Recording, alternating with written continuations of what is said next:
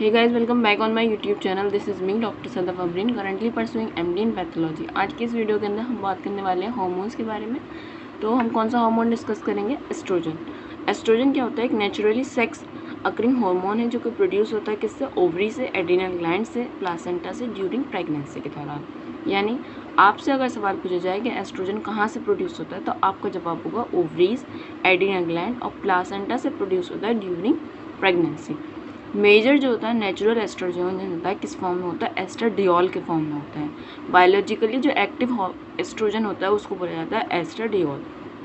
अगर आपसे सवाल इस तरीके से पूछा जाए कि एस्ट्रोजन जो होता है जो नेचुरल होता है वो कौन सा होता है? एस्ट्राडियोल होता है। जो बायोलॉजिकली एक्टिव एस्ट्रोजन होता है वो कौन सा होता है? एस्ट्राडियोल होता है। नेचुरल एस्ट्रोजन जो होता है वो कहाँ से ऑब्टेन किया जाता है? नेचुरल एस्ट्रोजन जो होता है ऑब्टेन किया जाता है यूरिन ऑफ प्रेग्नेंट यूरिन, यानी जो प्रेग्नेंट वुमेन होती है उसके यूरिन के अंदर जो होता है एस्ट्रोजन प्रेजेंट होता है, वहाँ से हम नेचुरल एस्ट्रोजन ऑब्टेन कर सकते हैं। और सिंथेटिकली जो होता है लैब में प्रिपेयर किया जाता है। बायोलॉजिकली जो वीक एस्ट्रोजन होता है वो कौन सा होता है? एस्ट्रायोल और एस्टेरॉन होता है। यानी आप दो पढ़े हमने, एक बायोलॉजिकली एक्टिव एस्ट्रोजन होता है एस्ट्राडियोल, और जो बायोलॉजिकली वीक होता है वो होता है एस्ट्राडियोल होता है और एस्टेरॉन होता है। एस्ट्रोजन का काम क्या होता है? एस्ट्रोजन जो होता है कार्डियो प्रोटेक्टिव हार्मोन है, यानी दिल जो होता है उसके अगेंस्ट प्रोटेक्शन का काम करता है एस्ट्रोजन।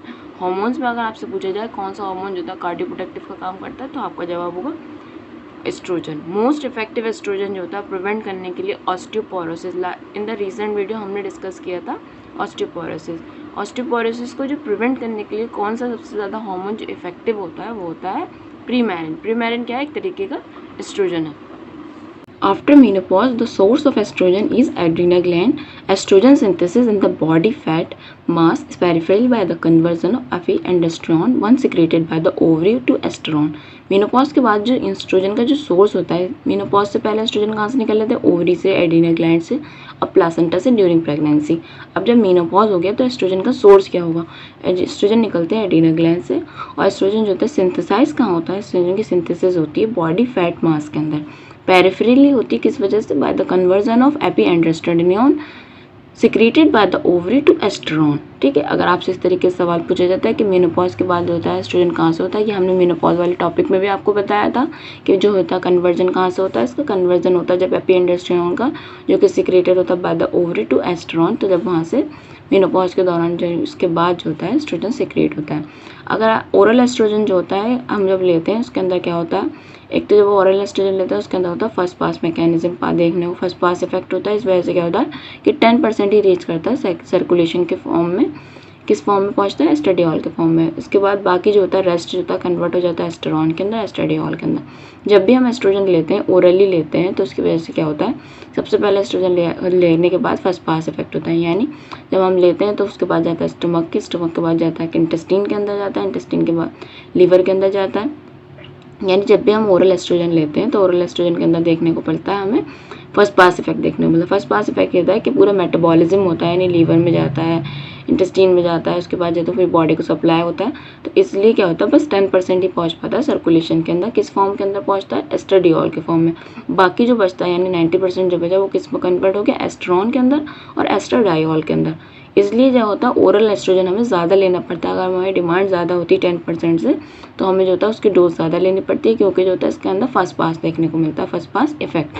अगर आपसे इस तरीके से सवाल पूछा जाता है कि कौन सा हार्मोन है जिसके अंदर फर्स्ट पास इफेक्ट देखा जाता है, तो आपका जवाब होगा एस्ट्रोजन।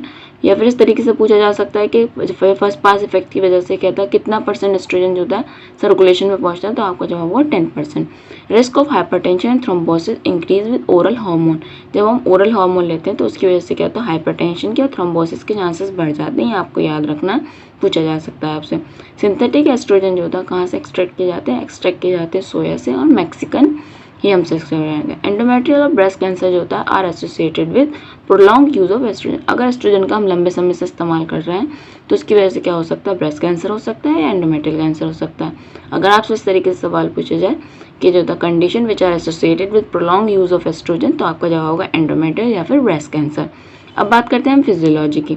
जब रिप्रोडक्टिव ईयर्स ऑफ लाइफ के अंदर क्या होता है कि नेचुरल एस्ट्रोजन जो होता है प्रिंसिपली प्रोड्यूस होता है हमारा किसकी वजह से? ग्राफेन फॉलिकल। ग्राफेन फॉलिकल कहाँ है? ओवरी के अंदर। जैसे हमने आपको बताया कि कहाँ एस्ट्रोजन प्रोड्यूस होता है? ओवरी के अंदर। ओवरी के अंदर इसलिए बोला क्योंकि कहाँ से प्रोड्यूस हो रहा है? ग्राफिन फॉलिकल से।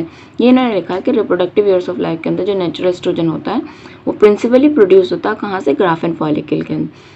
इन the response of pituitary gonadotropin. क्यों निकलता है? क्योंकि गोनाडोट्रॉपिंग से क्या होता है? इफेक्ट आता है, रिस्पॉन्स मिलता है, जिसकी वजह से ग्राफिन फॉलिकल से हमारा एस्ट्रोजन निकलता है। एस्ट्रोजन किस लिए रिस्पॉन्सिबल है? For the development of secondary sexual character including the breast, maintain adequate mineralization of the bone. Estrogen का काम क्या होता है? क्या होता है? एक तो सेकेंडरी सेक्सुअल कैरेक्टर का डेवलपमेंट कराता है, उसके बाद क्या कराता है? एडिक्वेट मिनरलाइजेशन कराता है बोन का। ठीक है, उसके बाद हम बात करते हैं कुछ एडवांटेज और डिसएडवांटेज की। एस्ट्रोजन जो होता है ओरली लेते हैं जब हम, तो उसके अंदर क्या होता है? एक तो ये आसान होता है, एडवांटेज ये हुआ कि इसके अंदर इजी टू इनटेक है। दूसरा जो होता है ये चीप होता है, ज़्यादा कॉस्टली नहीं होता है। उसके बाद it can be withdrawn quickly if the side effect develop. क्या होगा अगर हम जैसे एस्ट्रोजन ले रहे हैं और हमें दिख रहा है कि कोई साइड इफेक्ट हो रहे हैं तो हम फ़ौरन ही से क्विकली विदड्रॉन कर सकते हैं। दूसरा क्या होता है? एस्ट्रोजन जो होता है ये एक कार्डियोप्रोटेक्टिव है। एडवांटेज एस्ट्रोजन के हुए कि ये ईजी टू इनटेक है, यानी इसे आसानी से हम ले सकते हैं। दूसरी बात चीपर, जो बहुत इंपॉर्टेंट बात है, कौन सा हार्मोन चीपर है? एस्ट्रोजन है। उसके बाद इसे विदड्रॉन आसानी से किया जा सकता है जब हमें इसे साइड इफेक्ट देखने को मिलते हैं। तीसरा काम एडवांटेज जो है इसका, चौथा जो है वो है कार्डियो प्रोटेक्टिव। आपसे पूछा जाएगा अगर कौन सा हार्मोन कार्डियो प्रोटेक्टिव है तो आपका जवाब होगा एस्ट्रोजन। डिसएडवांटेज क्या है? एक तो एक रोज़ाना इसका डोज लेना पड़ता है, एक फिक्स टाइम पे इसके अंदर डोज लेना पड़ता है। अगर आप नहीं लेंगे तो इसका इफेक्ट नहीं आएगा, यानी एक टाइम इसका आपको फिक्स रखना, उस रोज़ाना आपको डोज लेनी ही लेनी है। दूसरा डिसएडवांटेज क्या है? इसके अंदर होता है first pass effect in the liver. जैसे कि आपको मैंने अभी बताया कि इसके अंदर जब भी हम एस्ट्रोजन लेते हैं तो उसके अंदर सबसे पहले फर्स्ट पास इफेक्ट होता है, यानी वो मेटाबोलाइज होता है लीवर के अंदर जाके। ओनली जितना भी लेते हैं उसके अंदर हम बस सिर्फ 10% ही हमारे सर्कुलेशन में पहुंचता है, बाकी जो होता है 90% जो होता है कन्वर्ट हो जाता है एस्ट्रॉन के अंदर और एस्ट्राडियोल के अंदर। इसकी वजह से क्या होता है? हाइपरटेंशन और थ्रोम्बोसिस भी हो सकती है। जब आप लंबे समय से लेते रहोगे एस्ट्रोजन को तो इसकी वजह से हाइपरटेंशन और थ्रोम्बोसिस भी होती है, ये भी हम डिस्कस कर चुके हैं। Large dose is required because of the first pass effect.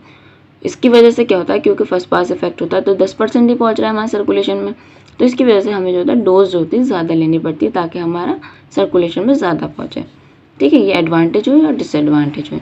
उसके बाद हम बात करते हैं कॉमनली यूज एस्ट्रोजन की। जो ज़्यादा एस्ट्रोजन इस्तेमाल किए जाते हैं, कौन कौन से इस्तेमाल किए जाते हैं? नंबर 1 जो इस्तेमाल किया जाता है फिनाइल एस्ट्राडियोल, जिसे बोलते हैं AE2। रूट किस लिए दिया जाता है? ये ओरली रूट से दिया जाता है। दूसरा किस फॉर्म में दिया जाता है? या तो स्किन पैच के फॉर्म में आती है या जेल के फॉर्म में आते हैं। हाफ लाइफ जो होती है इसकी 12 से जो होती है 14 घंटे होती है।